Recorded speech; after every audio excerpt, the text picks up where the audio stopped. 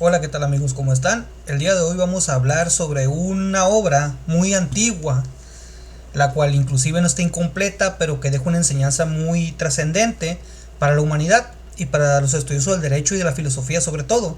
La obra es Los oficios o los deberes de la vejez y de la amistad. Son tres tratados que fueron incluidos en un solo libro. En un solo libro estamos hablando de hace más de 2000 años. Es una obra que no se ha hecho completa, no se encontró completa, pero la mayoría de la, podríamos decir, tres cuartas partes de la obra sí se encontró. La obra Los oficios, los deberes de la vejez y de la amistad de Marco Tulio Cicerón. Marco Tulio Cicerón, ahorita vamos a ver una pequeña semblanza de lo que fue este hombre, qué significó para la antigua Roma, pero lo trascendente es saber que fue un hombre que vivió en el siglo I antes de Cristo y que fue un filósofo, un jurista, un gran orador, un poeta, un asesor político en diferentes etapas de la República Romana, que fue un poco antes del Imperio, ¿no? A él le tocó el tiempo de Julio César, le tocó el tiempo de los dos triunviratos, que fue la época de mayor agitación interna en Roma, que terminó expandiendo el imperio a los confines de la tierra, del mundo conocido en ese tiempo, y Marco Tulio Cicerón fue una parte medular en una posición política, vamos a decirlo de esta manera, ecléctica, que en algunos momentos se encontró a favor o en contra de tal o cual político, dependiendo de lo que él se apegara más a los ideales que él defendía.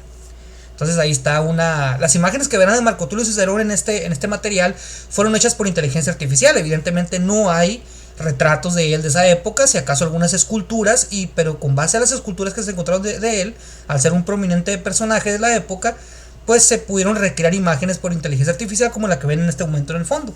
Y están las dos obras de Cicerón en diferentes ediciones hechas por Porrúa en una época más reciente en el siglo XX y siglo XXI, ¿no?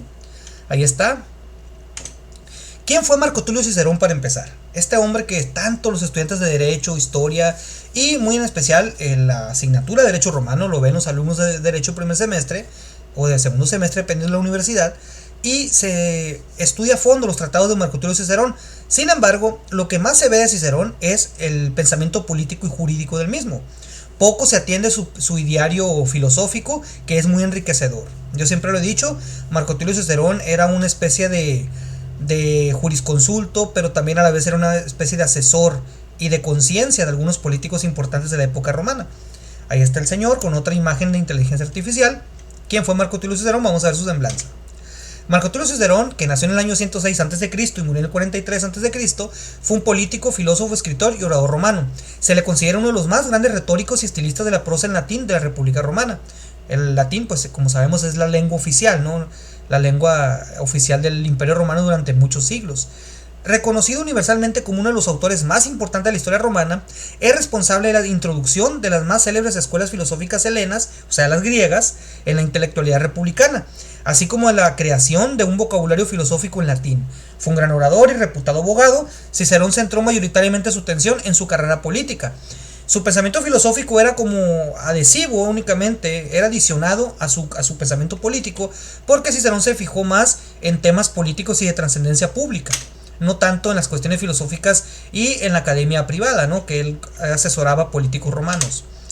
Marco Tulio Cicerón pasó su vida profesando su apego a la Academia de Atenas. La filosofía de Cicerón es una de las mayores representaciones del eclecticismo y del desarrollo del derecho natural. El eclecticismo, ¿cómo lo podemos entender? Es una corriente filosófica en la cual los grandes pensadores retoman, los defensores del eclecticismo, retoman lo mejor de algunas corrientes filosóficas y hacen como una especie de mezcla y sacan lo mejor de cada uno. Tomar lo mejor de cada uno es lo más ecléctico, decimos, ¿no? Y el desarrollo del derecho natural era el partidario. El derecho natural es una corriente filosófica jurídica, ya más especializada en lo que es derecho, en temas de derecho, donde se cree, se sostiene que el ser humano ya tiene derechos desde el momento en que nace. El derecho positivista, al contrario, dice que no, que el derecho es una creación, es una construcción del hombre y que éste lo otorga a los ciudadanos que viven bajo un pacto social. Ya nos metemos en cuestiones de otros temas, de otros videos que hemos subido sobre Jean-Jacques Rousseau, sobre Voltaire, sobre otros pensadores, o el mismo Hans Kelsen. Constituido como uno de los máximos defensores del sistema republicano tradicional, combatió la dictadura de Julio César, haciendo uso de todos sus recursos. No obstante, durante su carrera no dudó en cambiar de postura dependiendo del clima político. Esta indecisión es fruto de su carácter sensible e impresionable. O sea, Marco Tulio Cicerón en una época estuvo en contra de Julio César. César, como sabemos, vivió en la época de la República, fue un senador, pero después tomó tanto poder dentro del Senado que se convirtió en dictador. El dictador era un nombramiento romano que se daba de forma provisional para que atendiera cuestiones de gobierno. A Julio César le tocaron invasiones bárbaras, le tocaron invasiones de otros pueblos alrededor que viven alrededor del Imperio Romano. Y él, pues como defensor y protector de Roma, necesitaba poderes especiales. Entonces el Senado romano le dio ese poder a Julio César y Cicerón estaba en contra, porque él decía que eso atentaba contra la República porque estaba siendo demasiado poderoso un solo hombre. Esa fue la postura de Cicerón. Sin embargo, con el tiempo, pues Julio César trató de llevarlo a su bando, trató de convencerlo, decirle que era provisional, que él iba a ser protector de Roma un tiempo nada más y que pronto iba a soltar el poder para devolverse al Senado, ¿no? Que era el seno, el Senado era el seno, por algo es el Senado, Cenex, era el seno de la República Romana. Aquí están sus obras, sus tratados, que eran tres, son tres los que están en esta edición de Porrúa, ahí están en la pantalla. Una de las obras más destacadas de Cicerón fueron la tercia de los tratados denominados los oficios o los deberes, era uno, de vejez era otro y de la amistad era otro. Expone que la amistad se basa en la virtud y que solo puede existir entre hombres de bien. Cicerón también destaca las ventajas de la amistad como la fuerza de la lucha, la confianza en el futuro y el sostén de cualquier situación de la vida. Para Cicerón, la amistad era únicamente de hombres buenos. Los hombres perversos para Marco Tulio Cicerón no podían tener amigos. Y los amigos eran una extensión de la misma humanidad de la persona. Los amigos te ayudaban en tiempos de crisis y también te ayudaban en las buenas, como dicen luego, en las buenas y en las malas. Y en la política tenías que hacer amigos, era el pensamiento de Cicerón. Estas obras de Cicerón contienen ciertos postulados que vale la pena destacar, pues nos detallan su pensamiento filosófico más apegado al humanismo y al justnaturalismo, como lo habíamos comentado.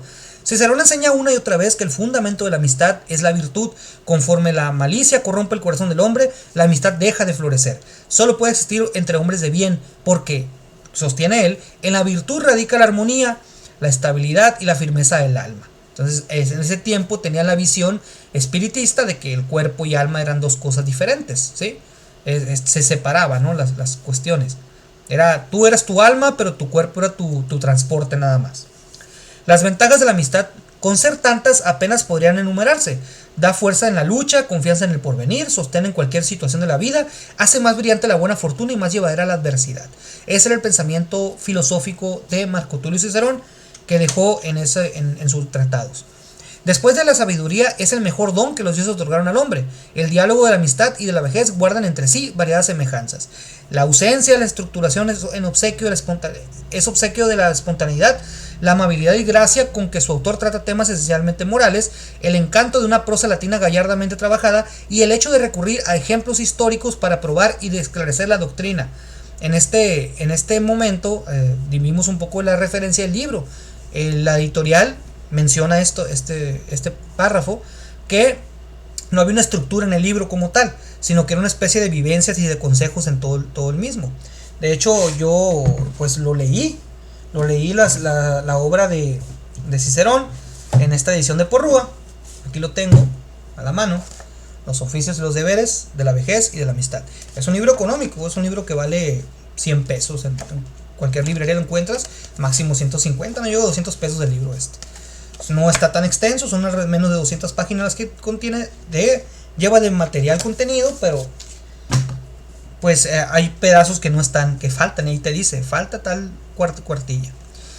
Este diálogo evoca numerosos personajes de Roma que encarnaron en su vida la definición y los deberes de la perfecta amistad. Desde luego, Escipión el africano menor, que fue amigo de Marco Tulio Cicerón, cuya presencia llena de las páginas de este tratado como símbolo de las virtudes romanas y cifra de la amistad verdadera. Marco Tulio Cicerón consideraba a Escipión el africano, que fue un gobernante romano, una persona de fiar, una persona confiable, un hombre de principios, un hombre de alta moral, y que ponía de ejemplo como lo que debía ser cualquier político romano. Entonces, con esto terminaría este breve video de la obra de Marco Tulio Cicerón, porque quiero hacer una segunda parte. La primera parte es nada más de los oficios y los deberes, y el otro es el de la vejez y la amistad. Ese es el pensamiento filosófico de Marco Tulio Cicerón.